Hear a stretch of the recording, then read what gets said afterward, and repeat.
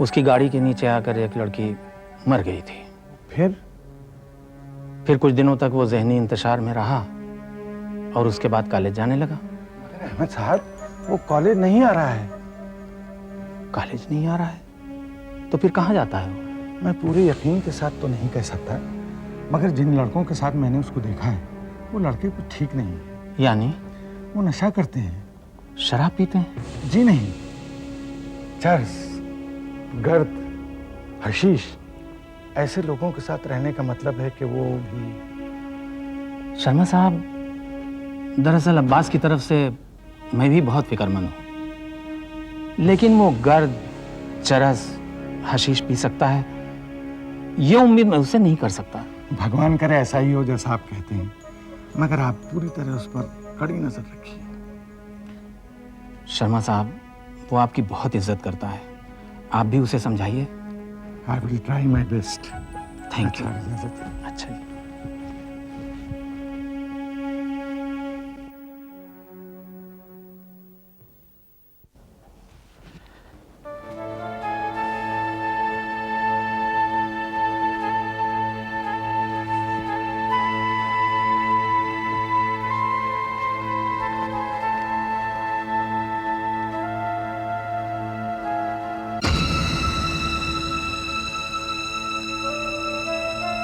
अब्बास, ये क्या हो गया तुझे? इतनी रात गए वापस आया है? इससे पहले तो कभी ऐसा नहीं हुआ था बेटे। हाँ अब्बू, इससे पहले ऐसा कभी नहीं हुआ था। और मुझे पता चला है कि तू अपने दोस्तों के साथ। मैं अपने दोस्तों के साथ जॉइंट पर जाता हूँ। और वो गर्द पीते हैं?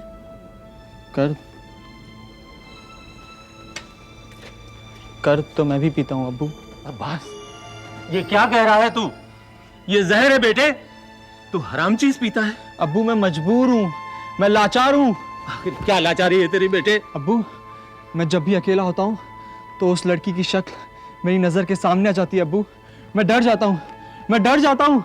बेटे, मैंने तुझे कितनी बार समझाया है और आज फिर समझा रहा हूँ, निकाल दे इस खौफ को अपने दिल से। कुछ डरने की जरूरत नहीं है, कोई गुनाह या कोई जुर्म नहीं किया है तूने। ये आप कहते हैं अब्बू, मगर मेरा ज़मीर मुझे बार बार मलामत करता है। मेरा दिल मुझे बार बार कहता है कि मैंने मारा उस लड़की को। मैं बदहवास हो जाता हूँ, तबीयत घबराने लगती है मेरी अब्बू। और फिर मुझे इस नशे का सहारा लेना पड़ता है जो मेरे होश गंवा देता है। ये वो जहर है जो इंसान के जिस्म में जाकर उसे खोखला कर देता है। इसे पीने से बदन का खून सूख जाता है, फिर इंसान नहीं रहता, हड्डियों का ढांचा बन जाता है।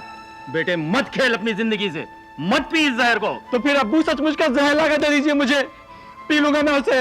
अरे तू जहर पीने को तैयार है मगर गर्द छोड़ने को तैयार नहीं छोड़ सकता मैं गर्द, कभी नहीं छोड़ सकता। इससे बेहतर तो तेरा मर जाना है। मार डालिए मुझे, जान ले लीजिए मेरी, मगर मैं एक जहर पीने कभी नहीं छोड़ूंगा।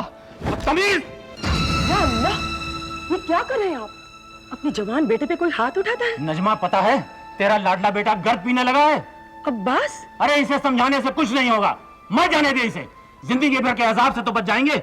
ऐसा मत कहिए, मैं समझाती हूँ उसे। हाँ तो समझा ले, और अगर ना समझे तो अपने दिल को समझा लेना। ये गर्द नहीं छोड़ेगा तो गर्द इसे नहीं छोड़ेगी नजमा, नहीं छोड़ेगी इसे।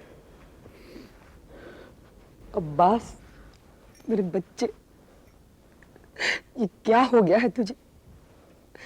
तू क्या था और क्या हो गया है? बता, क्यों तुला है तू अपनी जान लेने पर? मैं मजबूर हूँ अम्मा। क्या मजबूरी है तेरी? अम्मा, वो चेहरा हर घड़ी हर पल साए की तरह मेरा पीछा करता है। मैं उसे लाख भुलाने की कोशिश करता हूँ मगर भुला नहीं पाता हूँ। बस गर्द ही वो चीज है जो मुझे सब कुछ भुला देती है, सब कुछ। और कोई रास्ता नहीं है इसे भुलाने का? नहीं अम्मा, और कोई रास्ता नहीं है। अब्बास, छोड़ दे इस हराम चीज को बेटा, छोड़ दे। वो दुश्मन है जान की बेटा, छोड़ दे इसे। नहीं अम्मा, नहीं छोड़ सकता मैं ये गर्द, नहीं छोड़ सकता मैं ये गर्द, नहीं छोड़ सकता मैं ये गर्द। या अल्लाह, या खुदा, मेरी मदद कर खुदा। ये क्या हो गया है मेरे बेटे को? तू ही मेरी मदद कर।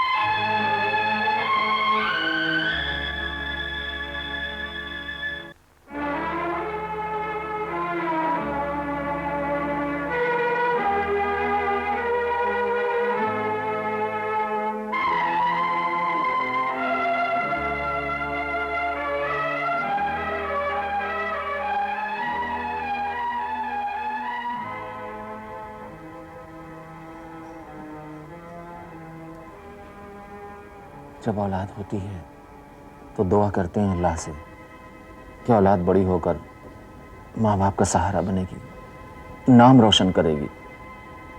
लेकिन आज ये दुआ बद्दुआ बन गई है। सर झुक रहा है शर्म से औलाद के लिए, नफरत सी होने लगी है अपने आप से। औलाद तो जिस्म का हिस्सा है। जिस्म में कोई जख्म हो जाए तो क्या उसे काट कर फेंक देते हैं या उसका इलाज कराते हैं? नजमा, इस लत का कोई इलाज नहीं नजमा।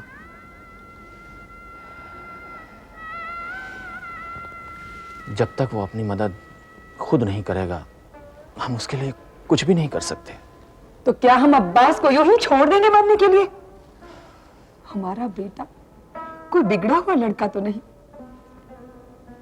वो तो बड़ा होनहार, बड़ा फर्माबरदार था, मगर इस हादसे ने उसके दिल पर ऐसा जख्म छोड़ा है कि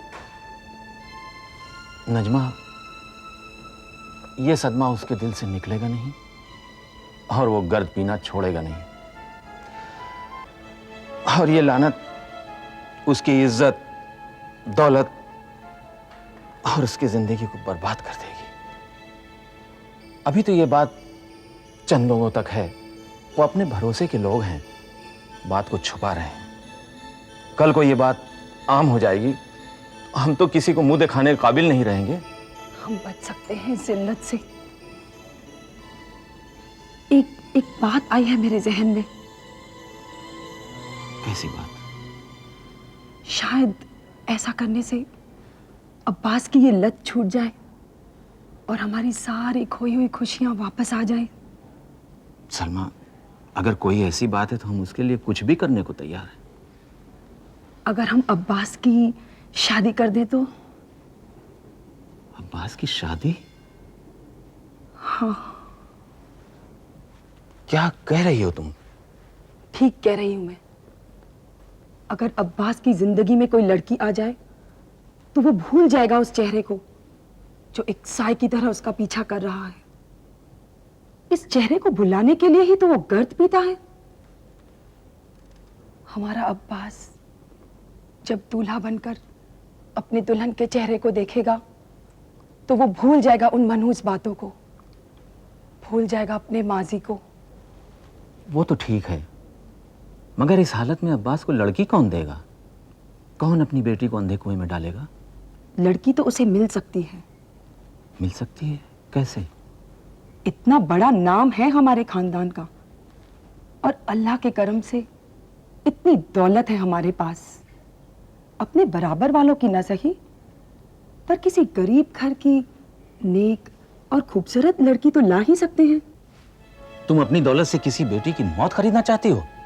नहीं, मैं अपने बेटे की जिंदगी चाहती हूँ। अरे अपने बेटे की जिंदगी के लिए किसी की बेटी की जिंदगी बर्बाद करना चाहती हो? वो उम्र भर हमारा नाम लेकर रोती रहेगी और इस गुनाह के लिए कयामत के दिन हम खुदा को क्या मुंह दिखाएंगे? आप ये क्यों नहीं सोचते कि अब्बास अपनी दुल्हन को पाकर उस चेहरे को भूल सकता है, वो इस सदमे से बाहर आ सकता है। देखिए, औरत से बढ़कर कोई दोस्त नहीं होता मर्द का। एक नेक और शरीफ लड़की हैवान को भी इंसान बना देती है और जहन्नुम जैसे घर को भी जीनत।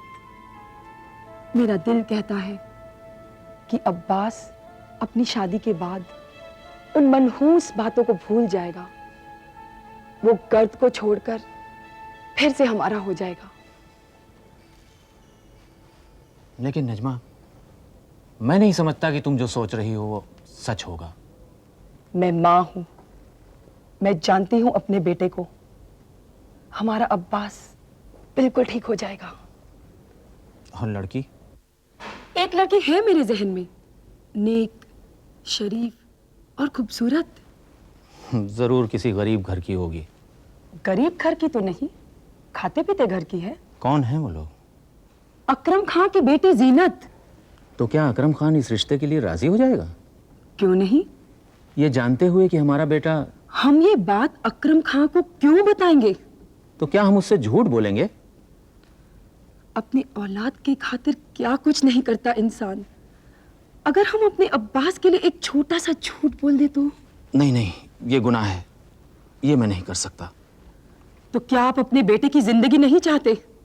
अरे अपने बेटे को जिंदा देखने के लिए किसी की बेटी का गला घोंट दूं, उसे मार डालूं, ये मुझसे नहीं होगा। तो फिर ठीक है, इस घर से सिर्फ अब्बास का ही नहीं, मेरा जनाजा भी उठता देखेंगे आप।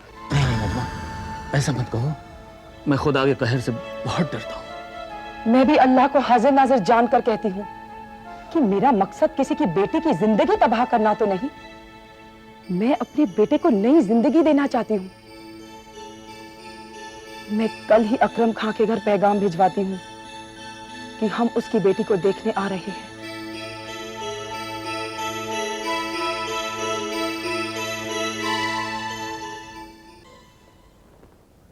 लीजिए चाय आ गई।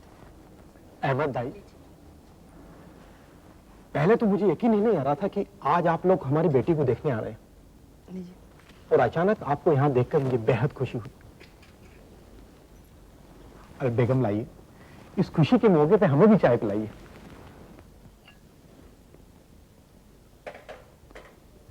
मैंने मजीद खान की बहन की शादी में जीनत को देखा था। बस उसी दिन से सोच रही थी कि मैं उसे अपने अब्बास मियाँ के लिए मांगूंगी। और अल्लाह ने तुम्हारी ये मुराद पूरी कर दी।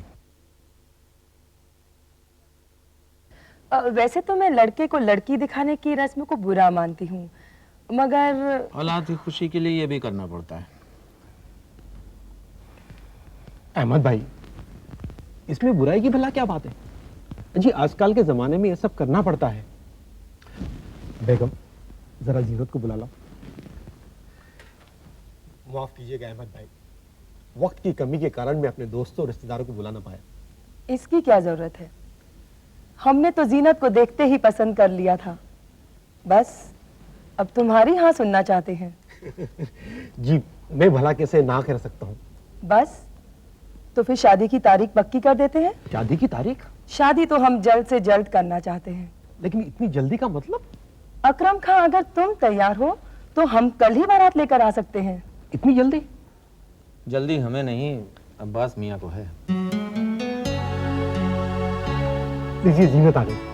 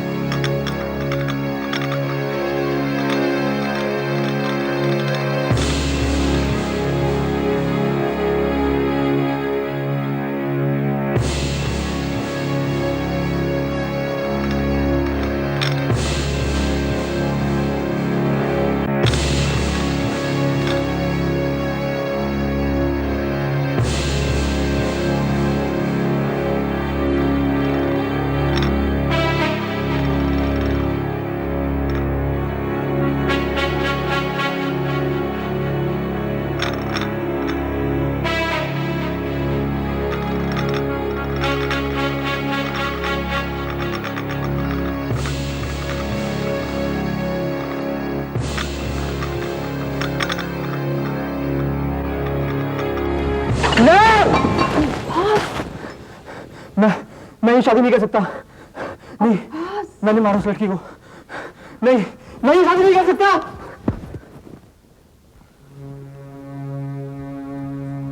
अम्मी जान, जीनत को अंदर लेके जाओ। अहमद भाई, मैंने उड़ती उड़ती खबर सुनी थी कि आपका बेटा नशा करता है, मगर मुझे उस बात पे यकीन नहीं आया। जानते हैं क्यों? आप एक बड़े शख्स हैं, आपसे जलने वाले काफी लोग होंगे, शायद उन्होंने ये बात को उड़ाया, मगर आज पता चला कि बात सच है। आप एक नामी खानदान से ताल्लुक रखते हैं, बहुत ऊंचा खानदान है आपका। अरे मैं तो बहुत खुश हो रहा था कि इतने बड़े खानदान में मेरी बेटी का ब्याह हो रहा है, मगर आज पता चला क्या होता है ऊंचा खानदान, क्या होता है बड़े लोग, और क्या होती है ऊंचे खानदान की औलादें, पागल, शराबी। और आप उस पागल के लिए मेरी बेटी का हाथ मांगने आए। अकरम मियां, तुम मुझे गलत समझ रहे हो। क्या गलत समझ रहा हूं मैं यह गलत समझ रहा हूं कि तुमको मालूम नहीं कि तुम्हारा बेटा नशा करता है। अहमद भाई, मैं गरीब जरूर हूं लेकिन भिखारी नहीं, और आप अमीर जरूर है मगर शरीफ नहीं। और अकरम खान अपनी बेटी का हाथ सिर्फ किसी शरीफ खानदान में देगा, सिर्फ शरीफ। अरे अकरम मियाँ, किन कंजरों को मुंह लगाते हैं आप? आपकी क्या अक्ल मारी गई है कि ऐसे लोगों से रिश्ता जोड़ने चले थे? चलिए, आप अंदर चलिए। अहमद खान, जब आप जाइएगा तो दरवाजा बंद करके जाइएगा।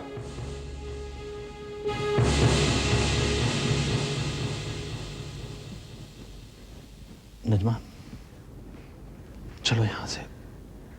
अब इससे भी ज्यादा बेइज्जती और क्या हो सकती है?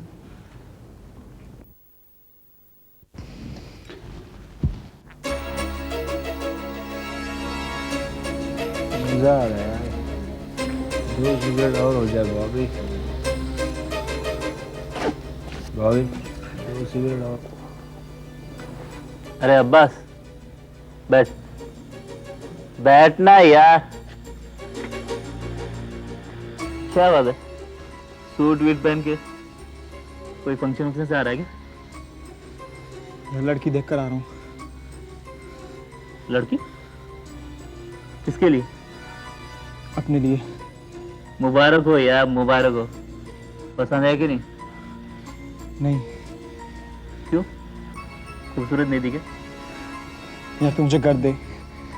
देता हूँ यार, इतनी जल्दी भी क्या है? तूने पता नहीं खूबसूरत थी कि नहीं? मुझे उसकी सूरत पर फिर वही चेहरा नजर आया जो मेरा पीछा करता है, और मैं चीख पड़ा, और फिर वहां से निकल कर आ गया।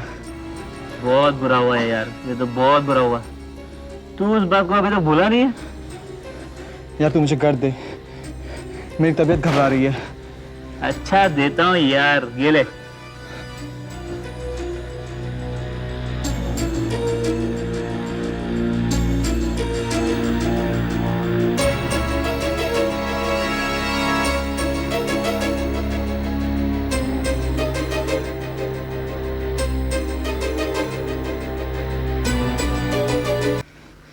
यार लड़की देखकर आ रहा हूँ।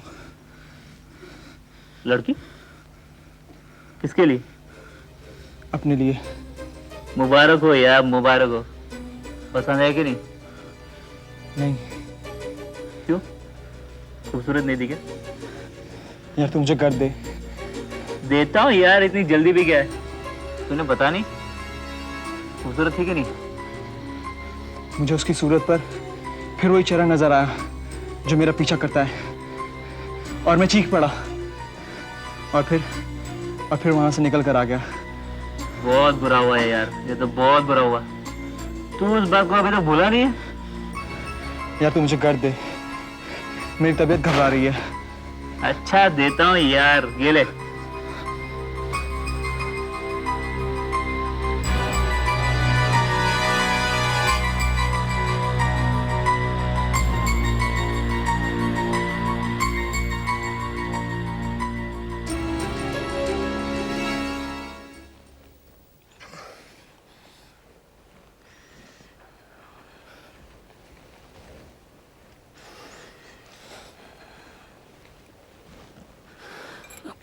अब भूल भी जाइए ना। क्या भूल जाऊं?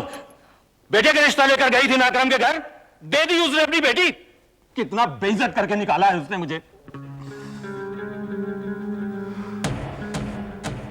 गया कमबख्त। अरे जानता है तेरी वजह से कितनी बेइज्जती हुई हमारी, थूक दिया उसने हमारे चेहरे पर। काश ये जमीन फट गई होती और मैं उसमें दफन हो गया होता। या अल्लाह, नजमा, अब ये तेरा बेटा ना हमारे काबिल रहा ना हमारे खानदान के। अरे वो नहीं छोड़ सकता गर्द पीना, मगर एक बात कान खोल के सुन ले, अब मैं नहीं बर्दाश्त कर सकता ये बेइज्जती और जिल्लत। सारे लोगों को मालूम हो गया है कितना बेइज्जत करके अकरम ने हमें निकाला है घर से। अरे इतना ही प्यार है बेटे से तो जा किसी और घर में मांग बेटी का हाथ, फिर देख वो हमें जूतों का हार पहना के निकालते हैं और कहेंगे कि ये है चर्सी का बाप अहमद खान। अब्बास मेरे बच्चे, चुप हो जा मेरे बच्चे, चुप हो जा। अब बस भी कीजिए ना। नजमा, अब ये नहीं रहेगा इस घर में, खुदा की कसम। अगर ये यहां रहा तो मैं अपनी जान दे दूंगा। अरे मैं तो उस दिन को कोस रहा हूं जब ये पैदा हुआ था। काश पैदा होते ही मर गया होता तो ये दिन तो ना देखने पड़ते। ये क्या कह रहे हैं आप?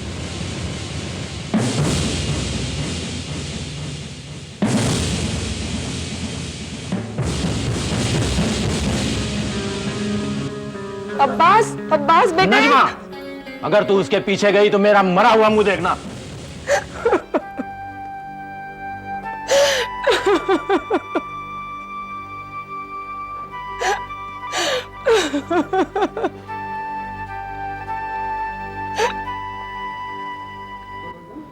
और मेरी ये नशे की लत दीमक बनकर तुम्हारी जिंदगी को चाट रही है।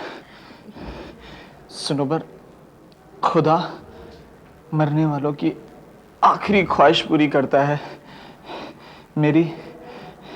मेरी अल्लाह से दुआ है कि वो मेरी जान ले ले, मगर तुम्हें इस जहन्नुम से बाहर निकाले। नहीं अब्बास, मुझे तुम्हारी जान के बदले में कुछ नहीं चाहिए। बस मैं हर वक्त अल्लाह से यही दुआ मांगती हूँ कि मैं तुम्हारी बाहों में दम तोड़ूं।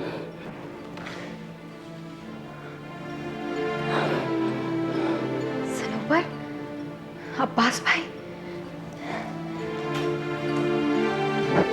प्रगति, तुम? इनकी हालत बहुत खराब है ना? हाँ, अब बस अल्लाह पर ही भरोसा है। मगर तुम यहाँ क्यों आई? मैं तुम्हें छुड़ाने आई हूँ। हमें छुड़ाने?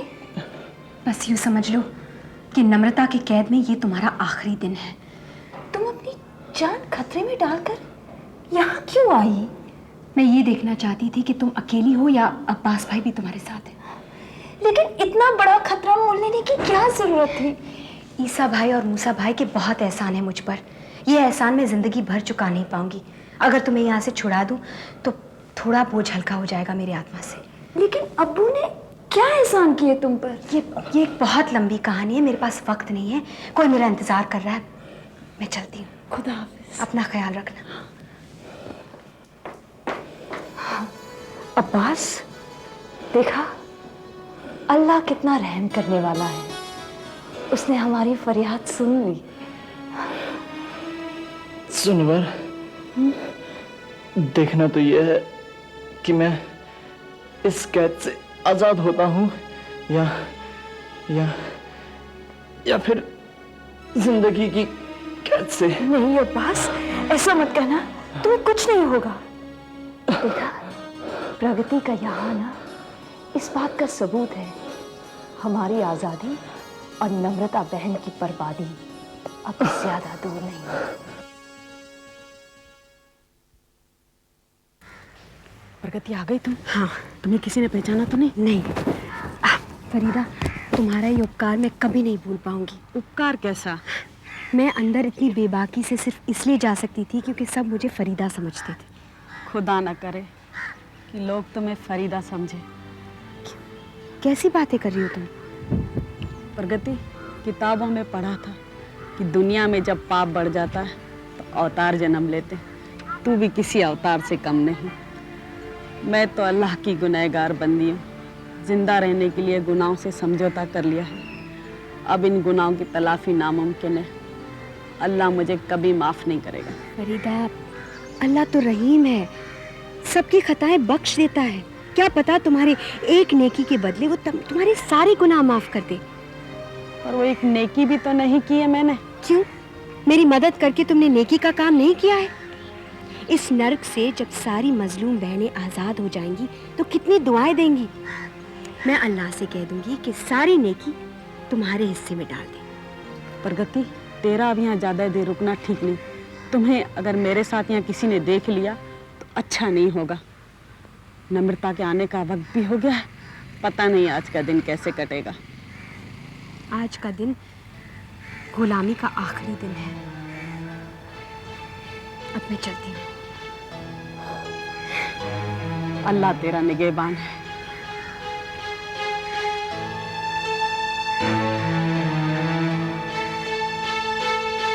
ये तुम क्या कह रही हो प्रगति? तुम वहां गई थी? हाँ विक्रम साहब, मैं नम्रता के आश्रम पर गई थी और सिनोबर और अब्बास से मिलकर आई हूँ मैं। अब्बास भी वही है?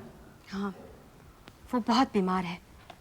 अगर उसे वहां से जल्द निकाला नहीं गया तो बगैर इलाज के वो... प्लीज विक्रम साहब, अब आप देर मत कीजिए। नम्रता के आश्रम पर धावा बोलकर आप उन मजलूमों को उसकी कैद से आजाद करवा दीजिए, प्लीज। मैं तुम्हारी हिम्मत की दाद देता हूं प्रगति। अब मैं उस आश्रम के लिए सर्च वारंट और नम्रता के लिए अरेस्ट वारंट निकालने का बंदोबस्त करता हूं। बुर्का पहनकर कहां गई थी तू? और वो भी मेरी इजाजत के बगैर? मैंने कुछ पूछा है तुझसे? तेरी खामोशी में बगावत की बू आ रही है मुझे। बोल कहां गई थी? तू इस तरह नहीं बोलेगी। मुझे तेरी जबान खुलवानी आती है। हेलो जी हाँ, नम्रता बहन से बात करवाइए। नम्रता बहन, आपके लिए टेलीफोन।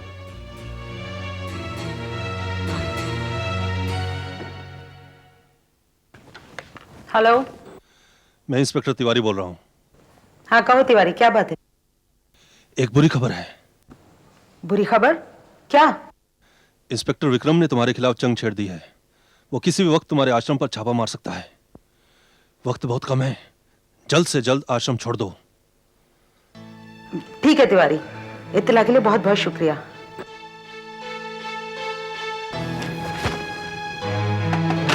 जब्बार जी, जितनी जल्दी हो सके हमें इस आश्रम को छोड़ देना है। ठीक है। जो हमारे वफादार हैं उन्हें कहो नई जगह पहुंच जाएं, और जिन पर तुम्हें शक है उन्हें अपने साथ लेकर जाओ। तो सुनोबार और अब्बास का क्या करें? नई जगह पहुंचने के लिए हमें कोई भी खतरा नहीं उठाना है। उन्हें तुम एम्बुलेंस में लेकर जाओ, जिससे किसी को कोई शक ना हो।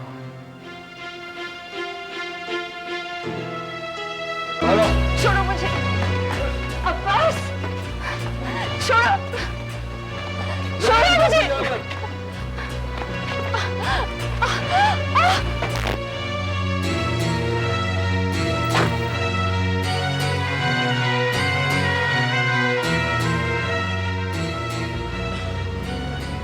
अब्बास, क्या हो गया? सुनो बे, हाँ?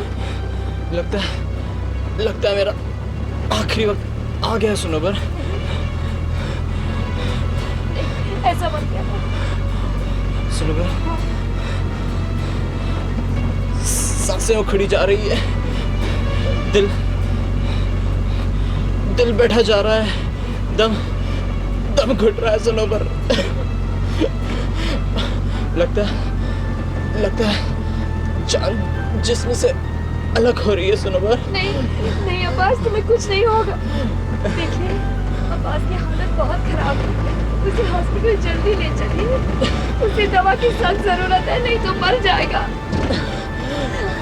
सुनो बर, अब्बास, मेरे अल्लाह, अब्बास को चंद सांसें उधार दे दे।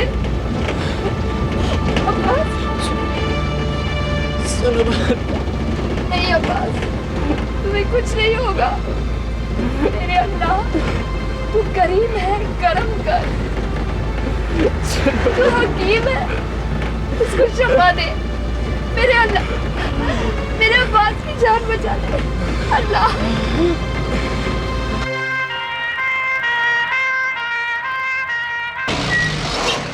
को।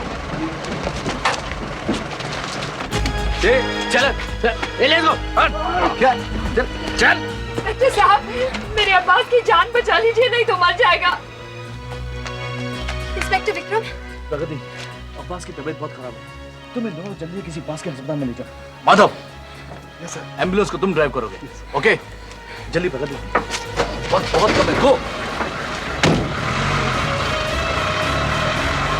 नम्रता, अब समझ ले कि तेरा सारा खेल खत्म।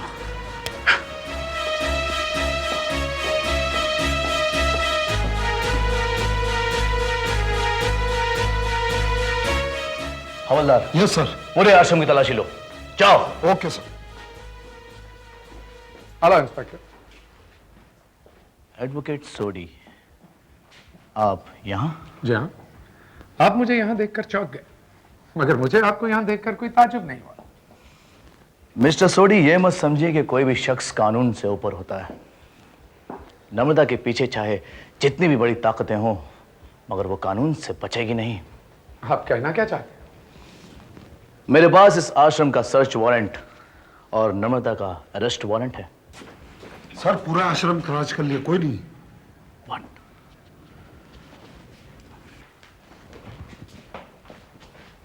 लगता है नम्रता को इंफॉर्मेशन पहले से ही मिल गई है, इसीलिए वो आश्रम छोड़कर भाग गई।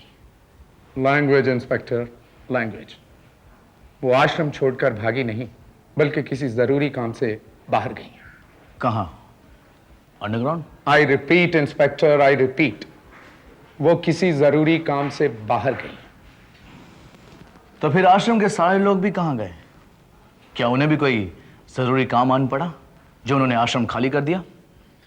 आपको शायद मालूम नहीं इंस्पेक्टर, आश्रम की मरम्मत का काम शुरू होने वाला है, इसलिए एहतियातन इस आश्रम को खाली करना पड़ा। खैर, आश्रम की मरम्मत का काम तो हमारी निगरानी में हो जाएगा और नम्रता को हम ढूंढ भी लेंगे।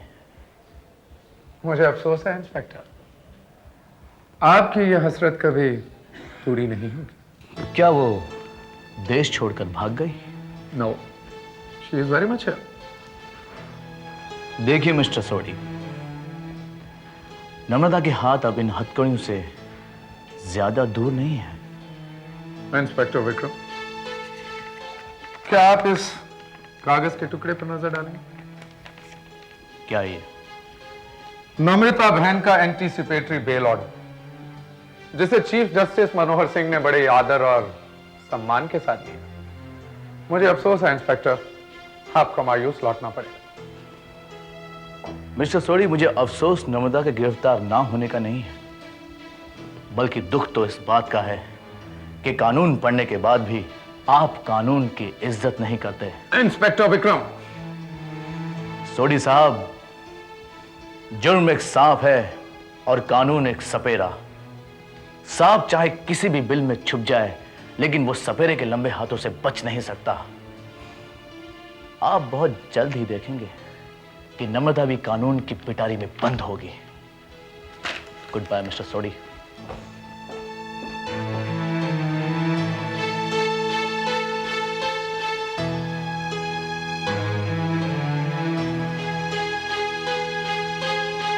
प्रगति, अब्बास को कुछ नहीं होगा, कुछ नहीं होगा। अल्लाह पर विश्वास करो, सब ठीक हो जाएगा। मैं जिंदा नहीं रहूंगी। नहीं, कुछ नहीं होगा, कुछ नहीं होगा, फिक्र मत करो। प्रगति। यस डॉक्टर साहब, अब्बास कैसा है? थैंक गॉड, अब अब्बास खतरे से बिल्कुल बाहर। देखिए, अच्छा हुआ वो वक्त पर हॉस्पिटल पहुंच गया, वरना उसे बचाने में हमें बड़ी मुश्किल हो जाती। लेकिन चिंता की कोई बात नहीं, अब वो बिल्कुल ठीक है। अस्पताल में उन्हें और कितने दिन रहना पड़ेगा? देखिए, वो बहुत कमजोर हो गया।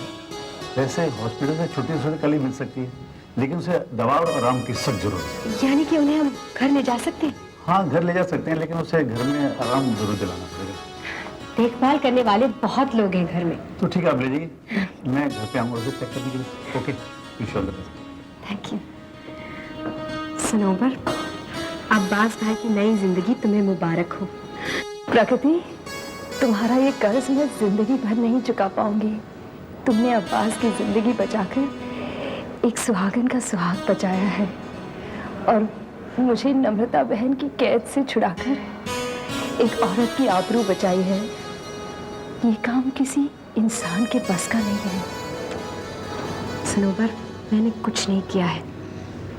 इसका सेहरा तुम्हारे सर ही बनता है। मेरे सर? हाँ। अब्बास भाई के लिए तुम्हारा प्यार और बलिदान देखकर उसकी रहमत जोश में आ गई। उसने तुम्हारी फरियाद सुन ली और तुम्हें मुसीबत से बचा लिया। अगर तुम पर किसी का एहसान है तो सिर्फ अल्लाह का। उसके एहसान से किसी को इनकार नहीं है, मगर बहाना इंसान बनता है। अल्लाह ने ही तुम्हें भेजा है हमारी मदद के लिए।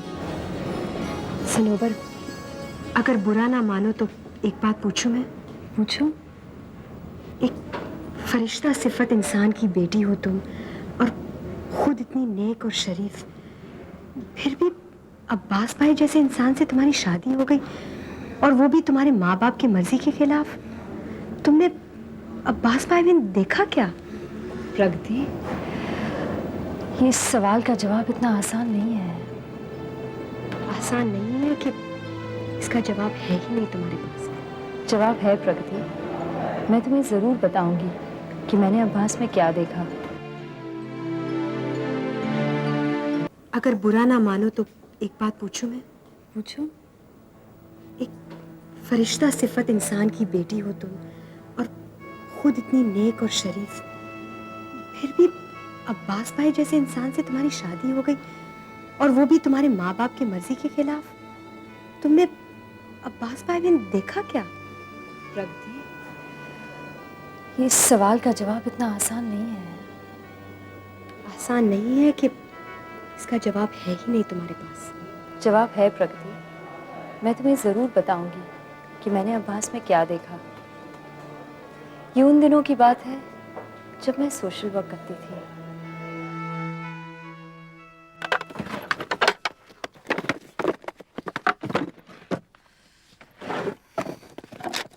अम्मी, अम्मी, ओहो, अम्मी, क्या बात है? क्यों इस तरह चिल्ला रही है? अम्मी, मेरी फाइल कहाँ है? कब से ढूंढ रही हूँ। कौन सी फाइल? वही जो मैं कल लेकर आई थी। वहां देखी तुमने? हाँ देखा, नहीं है। यहीं कहीं तो रखी होगी। और ये रही। थैंक गॉड, मैं तो घबराई गई थी। कैसे पागलों की तरह ये फाइल ढूंढ रही है, जैसे कारून का खजाना छुपा रखा हो। अम्मी, इसमें कारून के खजाने से भी ज्यादा कीमती चीजें हैं। क्या कह रही है तू? तुम नहीं समझोगी। इसमें उन लोगों की हेल्थ रिपोर्ट है जिनकी जिंदगियां हशीश, चरस और नशे की भेंट चढ़ने वाली हो। तौबा तौबा तौबा, दिन रात ये लड़की गंजड़ियों, चरसियों और भंगड़ियों की सोबत में रहती है। अरे तुम्हें कुछ हो गया तो हम तो कहीं मुंह दिखाने के लायक नहीं रहेंगे। अम्मी, आपको अपनी बेटी पे भरोसा नहीं है? मुझे तुम पर तो भरोसा है, लेकिन उन गंजड़ियों और भंगड़ियों पर नहीं। भंगड़ियों? ये क्या हुआ? ये किनका जिक्र कर रही हैं आप अम्मी? देखो, चरस पीने वाले चरसिए, गांजा पीने वाले गंजड़िए, और भांग पीने वाले क्या हुए? भंगड़िए। अम्मी, आपका भी जवाब नहीं। देखो बेटी, मैं तो तुम्हें कभी इस बात की इजाजत नहीं देती, पर पता नहीं तुम्हारे अब्बू की अकल पे कौन से पत्थर पड़े हैं जो तुम्हें इस काम के लिए इजाजत दे दी।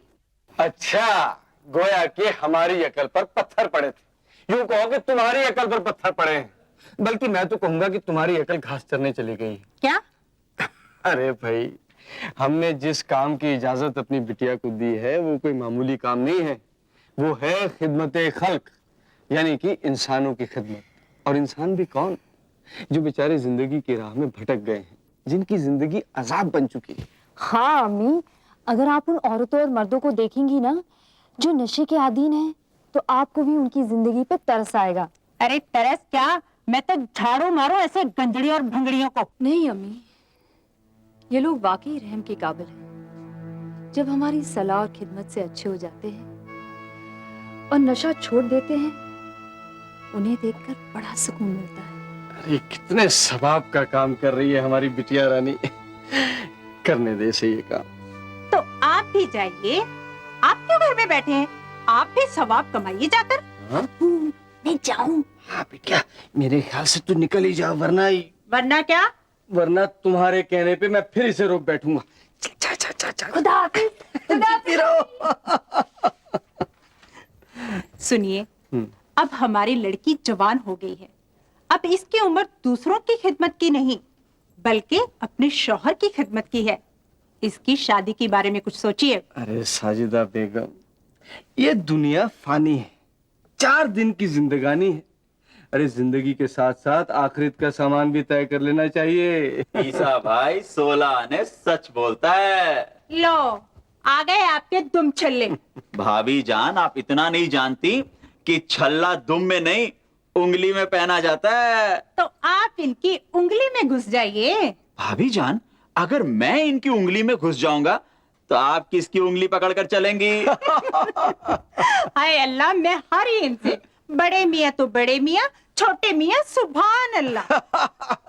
मूसा भाई, तुम्हारी भाभी जान ने तुम्हारा नाम सुभान अल्लाह रख दिया है। क्यों नहीं, क्यों नहीं। बड़ा भाई माशाअल्लाह, छोटा भाई सुभान अल्लाह।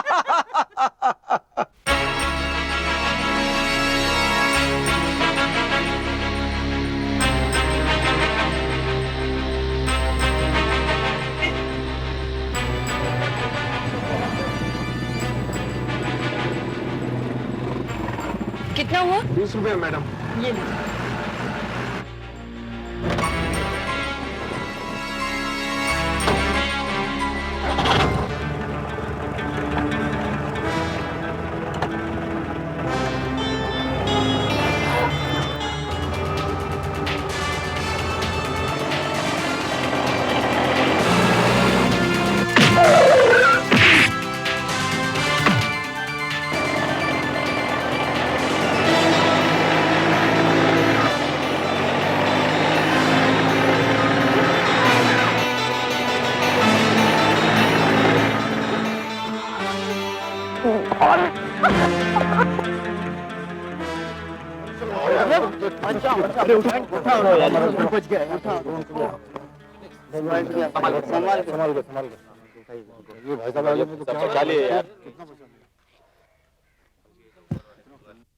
आप ठीक तो है ना?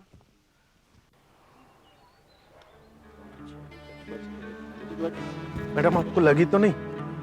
चलिए आपको घर छोड़ देता हूँ, चलिए।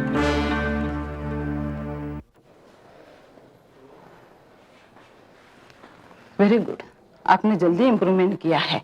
मुझे उम्मीद है अब आप बिल्कुल ठीक हो जाएंगे। अब आप आराम कीजिए।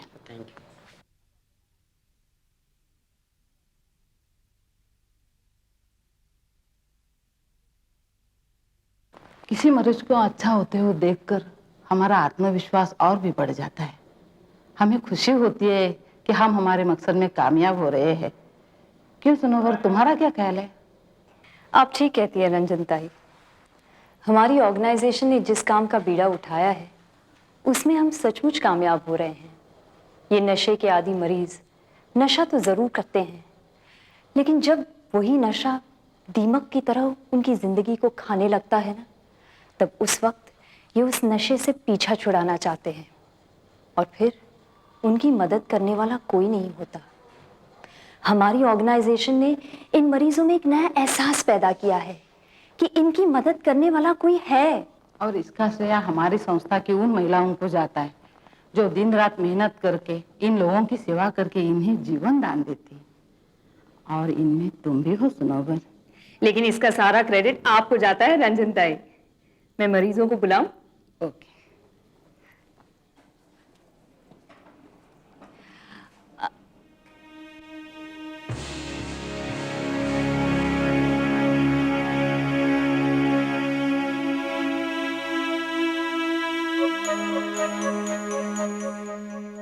आप यहाँ?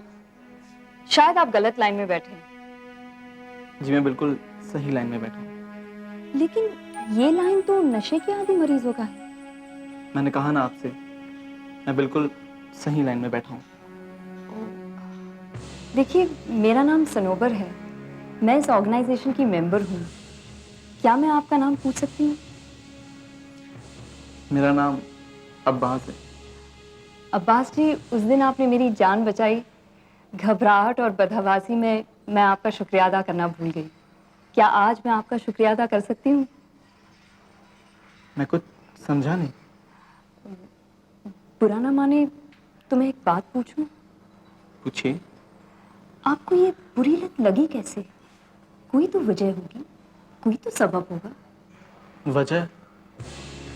वजह एक हादसा है, एक चेहरा है जो हमेशा साए की तरह मेरा पीछा करता है।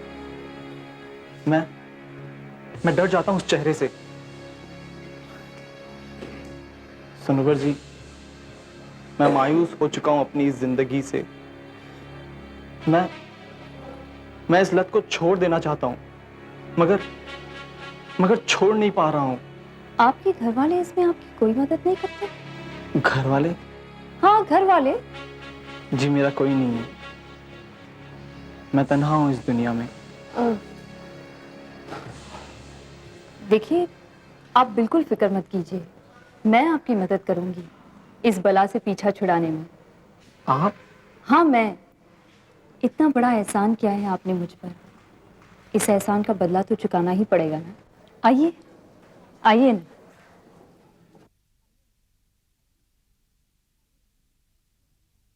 अरे सुनोबर, कौन है ये? रंजिता, ये अब्बास जी हैं, मैं इन्हें जानती हूँ। बदकिस्मती से इन्हें नशे की आदत लग गई, लेकिन इन्हें ये एहसास हुआ है कि ये आदत जानलेवा है, इसलिए ये हमारे पास आए हैं। ये बहुत अच्छा किया इन्होंने, हम इनकी मदद ज़रूर करेंगे। अब इनकी चेकअप करवा के हम इनका इलाज शुरू करवा देंगे। जी आइए।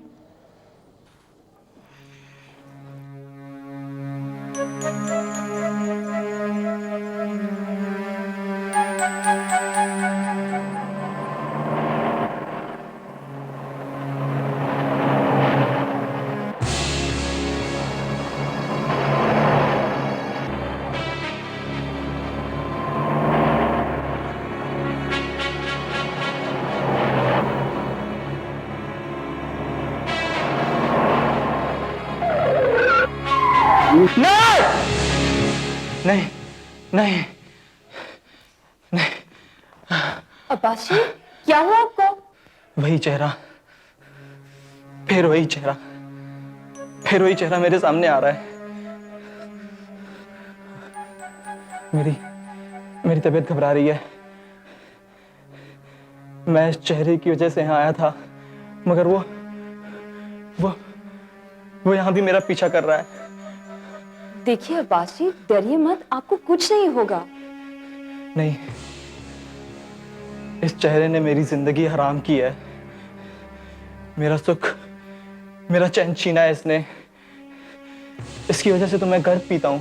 देखिए अब्बास जी, थोड़ी हिम्मत जुटाइए और निकाल दीजिए इस डर को अपने दिलो दिमाग से। नहीं, जब वो चेहरा मेरे सामने आता है तो मेरी हिम्मत टूट जाती है। डर और खौफ से मैं कांपने लगता हूँ। अब्बास जी, इसी डर से मुकाबला करना है आपको, इसी डर से लड़ना है आपको। अगर आप इस कदर हिम्मत नहीं जुटा पाएंगे तो ये डर भाग कैसे जाएगा? नहीं, वो मेरा पीछा नहीं छोड़ेगा, कभी नहीं छोड़ेगा। अब मैं यहाँ नहीं रह सकता। देखिए अब्बास जी, अगर आप यहाँ नहीं रहेंगे तो हम आपकी मदद कैसे कर पाएंगे? मैंने कोशिश तो बहुत की कि उस चेहरे को भूल जाऊं, मगर नहीं भूल सकता मैं उस चेहरे को। मैं जा रहा हूं। देखिए रुक जाइए, वो आपका कुछ नहीं बिगाड़ सकता। नहीं, मैं जा रहा हूं। अब्बास जी रुक जाइए।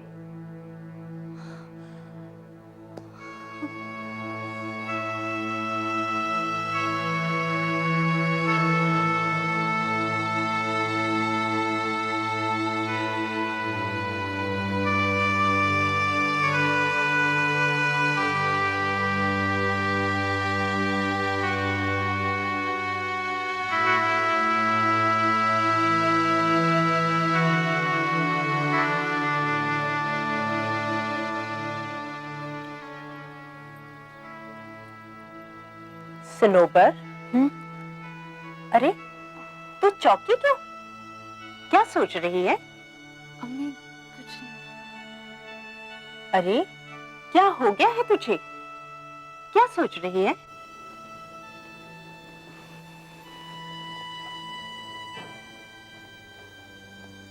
अम्मी, मेरी एक चीज खो गई। चीज खो गई है? बहुत कीमती चीज थी क्या? रुपए से उसका मोल नहीं किया जा सकता। भाई चीज कीमती हो या बेमोल, चीज तो चीज होती है। आप ठीक कहती हैं। तुझे इतनी ही पसंद थी वो चीज तो दूसरी खरीद ले। अम्मी, जो चीज खो गई है ना, वो खरीदी नहीं जा सकती। तो फिर तो एक ही इलाज है उसका। क्या? तो उसे भूल जा। ये तो नामुमकिन है। उसे भूलना इतना आसान नहीं। चीज इतनी ही कीमती थी तो उसको संभाल के क्यों नहीं रखा? खो क्यों दिया? अम्मी, किसी चीज का खोना एक हादसा होता है और हादसे इंसान के बस में नहीं होते। और किसी चीज का मिलना एक यादगार हादसा। सनोबर, फिर तो एक काम कर। जी अम्मी। वो चीज जहां खोई थी उसे वहीं जाकर ढूंढ। यहां खड़ी क्या कर रही है? शायद आप ठीक कहती हैं। मैं वहीं जाऊंगी और वहीं जाके ढूंढूंगी।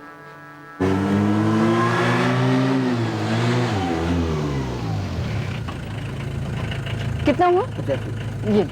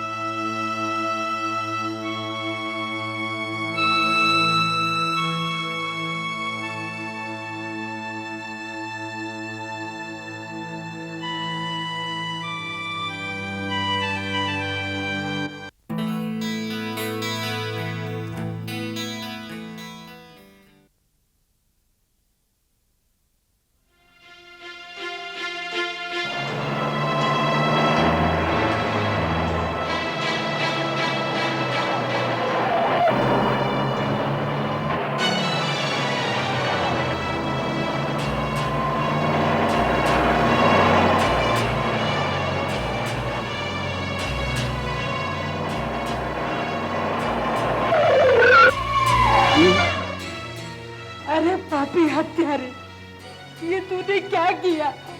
हमने तेरा क्या बिगाड़ा था? किस दुश्मनी का बदला लिया है तूने? माँ जी मत कहा मुझे, मैं तेरा खून पी जाऊंगी। तूने मेरे बुढ़ापे का सहारा छीन लिया। मार डालिए मुझे, मार डालिए मुझे।